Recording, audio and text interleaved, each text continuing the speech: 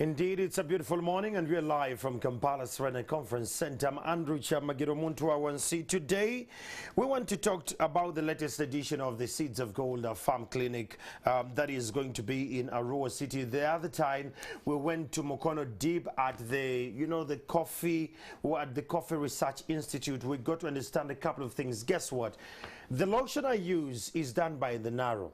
Yeah, let that sink in. It's done by Naro. It's a value addition that comes from coffee. You understand? So today I want to speak to Dr. Sadiq Kasim, the Deputy Director General of Naro, to explain to us how far they have gone with adding value to this. And Mr. Henry Travis Samgirwa, the Voluntary Business Manager from the NSSF. Good morning, gentlemen. Good morning, Andrew. So, Magirwa, let me tell you something. So I visited the National Coffee Research Institute in Mukono, and they have wine from coffee, they have lotions, they have lip balms, they have quite a lot of things. So I got the lotion, and it's what I'm using. Director, you're doing a very good job when it gets to research about that.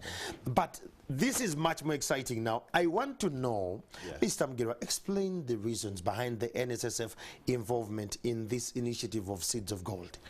Thank you, Andrew. NSSF is actually bringing services closer to the people. Okay.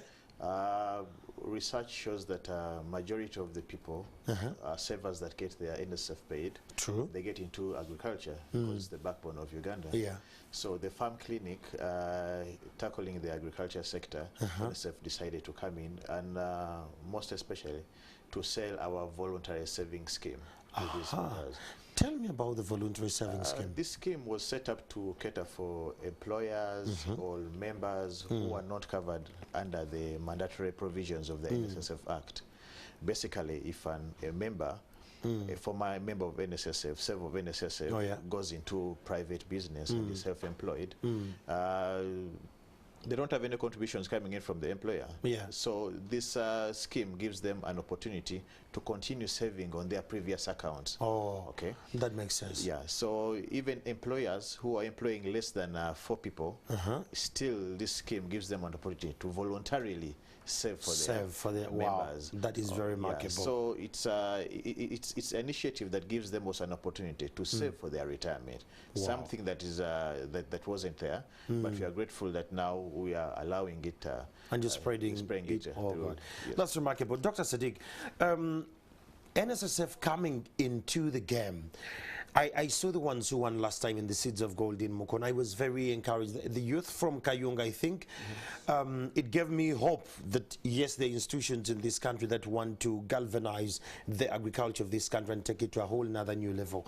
What does it mean to Farm Clinic when we have this kind of partners coming through? These partners are very, very important, and thank you for being part of those that brought us into this close partnership. You see, with the NSSF particularly, we are two-way. One thing is that NSSF, I've seen guiding and giving money to the people who have retired to go into agriculture, and there are many success stories about that. So which means one of the factors of production is the capital.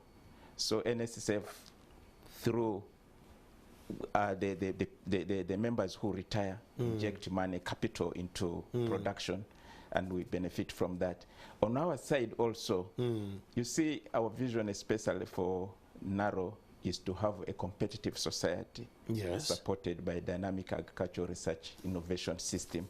And in that regard, we are looking at empowering the farmer economically. And when we empower the farmer economically, he's able to go into what he called voluntary saving to NSSF. So it is really a two-way synergy, and it's very, very important. I love that. Now again, Doctor, what should one expect in Arua this time around? Because I have seen a couple of the farm clinics where we go to, the energy is strong and all that.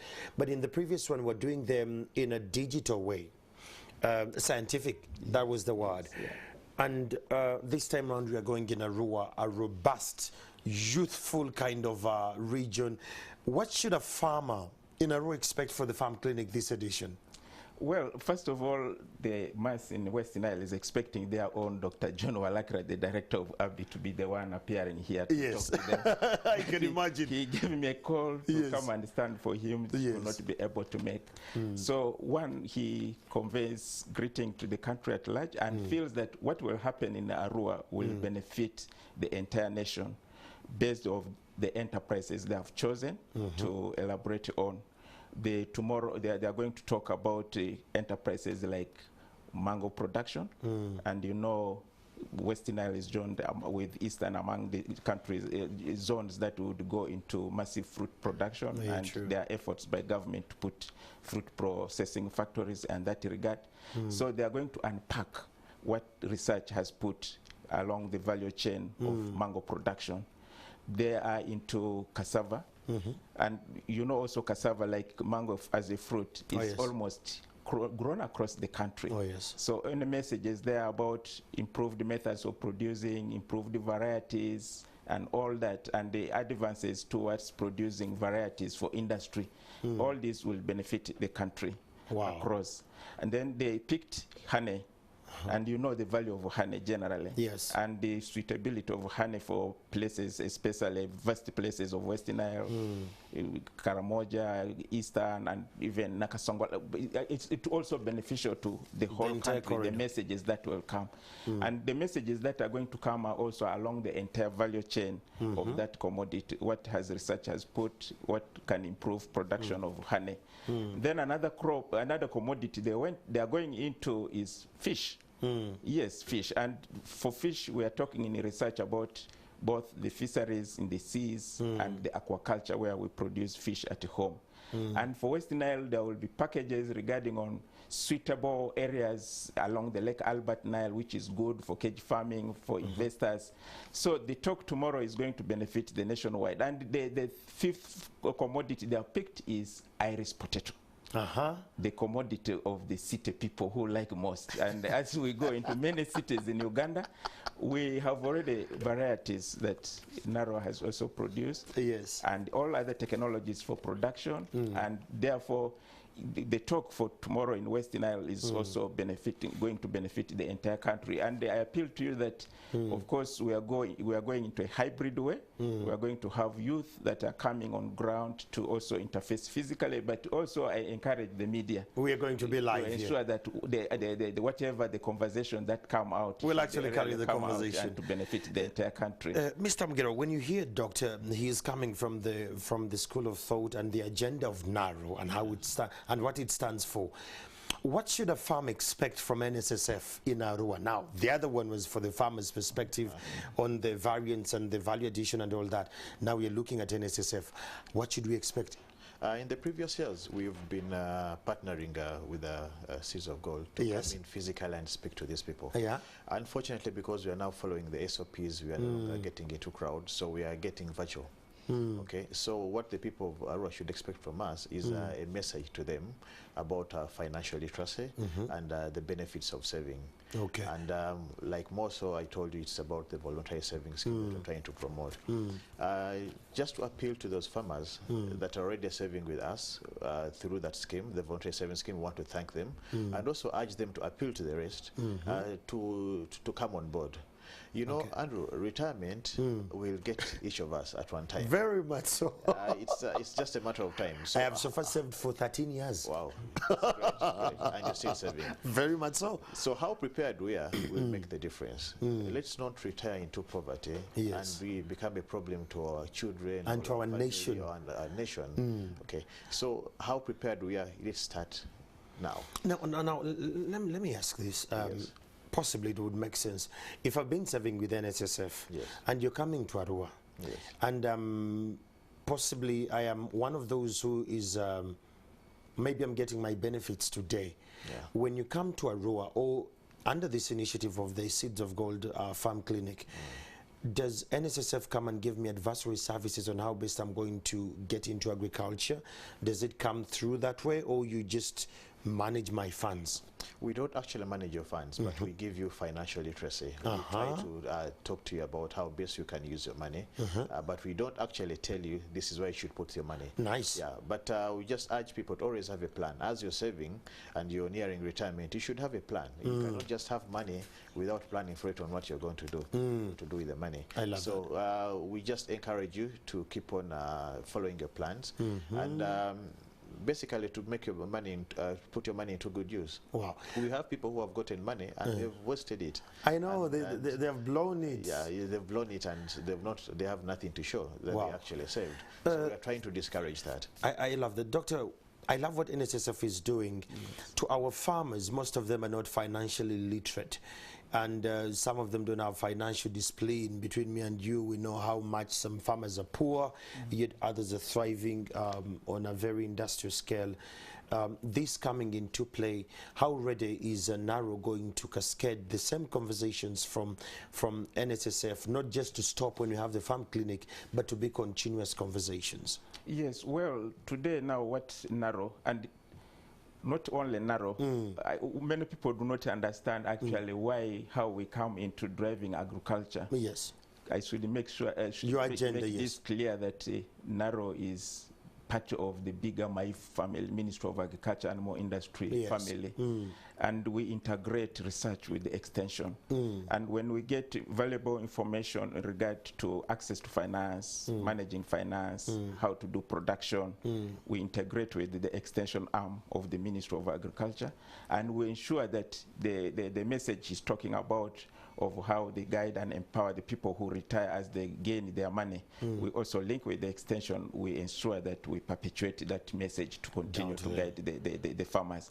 One aspect in production for the farmer is to ask around 4 or 5 questions. First of all, what to produce. We need to guide them along the enterprise, the suitable commodity that they need to grow. And sometimes the other question is how to grow. How to grow is now where we come into the innovations and practices that how they should also produce. And the how to produce also involve like the capital requirement, the capital requirement, the land issues, these other all factors of production, including entrepreneurship. So we factor, we always also partner with the extension agents from the different partners, including the banking sector and that kind of thing, to see that the entrepreneurial component come into the play as a key factor of production. Wow. So this is how we do it together. Director, that is very remarkable. Just you can look right into the camera and you tell the people, the farmers in Arua, even those who will be online, how critical it is as a country currently to tap into that kind of initiative. Yes, as a country, today the country is moving into what we call knowledge economy. There is a realization that science and research has done a lot of innovations. There are some products, there are innovations that when tapped can enhance our productivity. And especially for us, NARO, we have generated a number of resilient crop varieties that can enable us to cope at least with the changing climate. And we have also innovations like nutrient-enhanced foods and all this kind of thing. Food safety issues, we're addressing things like addressing the issue of aflatoxins. Now, there's a variety of knowledge package that we think the farmers and all technology end users and the public should be able to benefit from such a farm clinics, get this kind of knowledge and make use of it. Wow. Thank you so much, Doctor. Mr. Mugiru, as we're finalizing, me as an NSSF client and many more who are out there, beyond just this initiative, how ready should Ugandan farmers ready themselves for the next dynamics at play? What I can encourage them is that NSF is not a tax, and it's a preparation for retirement. Nice. So let's embrace it. All our services are free. We don't charge right from the inception up to exit. Are you working at 10%? Because they said we close offices and all. How can someone access NSSF? Yeah, right now we are working at the capacity that was directed under the Ministry of Health SOPs. However, our offices are still open to receive anyone who wants our services. Still, our digital services and social media platforms are to play. So what members should expect is all our services are still available. We've not reduced into giving the quality services that we've always been giving to our members. So they should expect the best from NSSF, like we've always done. Well, there you have it. It's a conversation you and I need to tap into. It's happening tomorrow in Arua. If you're a farmer, the farm clinic will be in your area. That is Seeds of Gold. If you're under NSSF, well, just need to know what kind of information you need to be a really competitive farmer. Well, for now, you can actually follow NSSF on their different digital platforms and follow NARO as well as the Daily Monitor and get to understand how best you can tap into this initiative, especially the farmers. Run for these opportunities and grab them as they come. I'll take a break for now and I'll be back shortly.